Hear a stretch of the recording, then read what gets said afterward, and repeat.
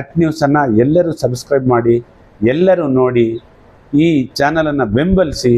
ಒಂದು ಜನಪರವಾಗಿರುವಂಥ ಹೋರಾಟದ ಹಿನ್ನೆಲೆಯಿಂದ ಬಂದಿರುವಂಥ ಜನರಿಗೆ ಸತ್ಯವನ್ನು ತಲುಪಿಸ್ತಕ್ಕಂಥ ಮಾಧ್ಯಮ ಅಂದರೆ ಅದು ಅಟ್ ನ್ಯೂಸ್.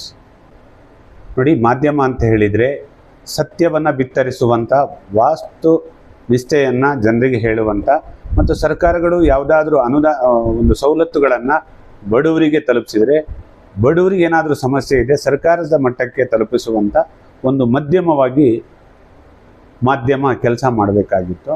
ಆದರೆ ಸಾಕಷ್ಟು ಮಾಧ್ಯಮಗಳು ಒಂದು ಮಧ್ಯವರ್ತಿಯಾಗಿ ಕೆಲಸ ಮಾಡ್ತಾ ಇದೆ. ಸೊ ಕಮಿಷನ್ ಎಲ್ಲಿ ಸಿಗುತ್ತೆ ಅಲ್ಲಿ ಕೆಲಸ ಮಾಡ್ತಾ ಇದೆ ಕೆಲವಷ್ಟು ಮಾಧ್ಯಮಗಳು. ನಮ್ಮ ದುಡ್ಡನ್ನು ಕೊಟ್ಟು ನಾವು ಸುಳ್ಳನ್ನು ನೋಡ್ತಾ ಇದ್ದೀವಿ, ಸುಳ್ಳನ್ನು ಕೇಳ್ತಾ ಇದ್ದೀವಿ, ಸುಳ್ಳನ್ನು ನಂಬ್ತಾ ಇದ್ದೀವಿ. ಆದರೆ ಒಂದು ಜನಪರವಾಗಿರುವಂಥ ಹೋರಾಟದ ಹಿನ್ನೆಲೆಯಿಂದ ಬಂದಿರುವಂಥ ಜನರಿಗೆ ಸತ್ಯವನ್ನು ತಲುಪಿಸ್ತಕ್ಕಂಥ ಮಾಧ್ಯಮ ಅಂದರೆ ಅದು ಅಟ್ ನ್ಯೂಸ್.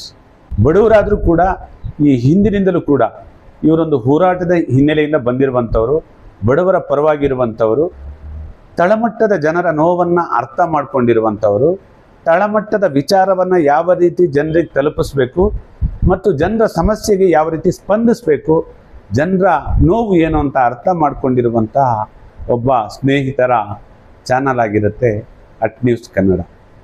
ನಿಜವಾಗ್ಲೂ ಕೂಡ ಇದರಲ್ಲಿ ಎಲ್ಲ ರೀತಿಯ ಎಂಟರ್ಟೈನ್ಮೆಂಟ್ಗಳು ಕೂಡ ಸಿಗುತ್ತೆ, ಸತ್ಯ ಸಿಗುತ್ತೆ, ಜನರ ನೋವು ಅರ್ಥ ಆಗುತ್ತೆ, ಜನರಿಗೆ ಈಸಿಯಾಗಿ ತಲುಪುವಂಥ ಒಂದು ನ್ಯೂಸ್ ಆಗಿದೆ. ಹಾಗಾಗಿ ಅಟ್ ನ್ಯೂಸನ್ನು ಎಲ್ಲರೂ ಸಬ್ಸ್ಕ್ರೈಬ್ ಮಾಡಿ, ಎಲ್ಲರೂ ನೋಡಿ, ಈ ಚಾನಲನ್ನು ಬೆಂಬಲಿಸಿ.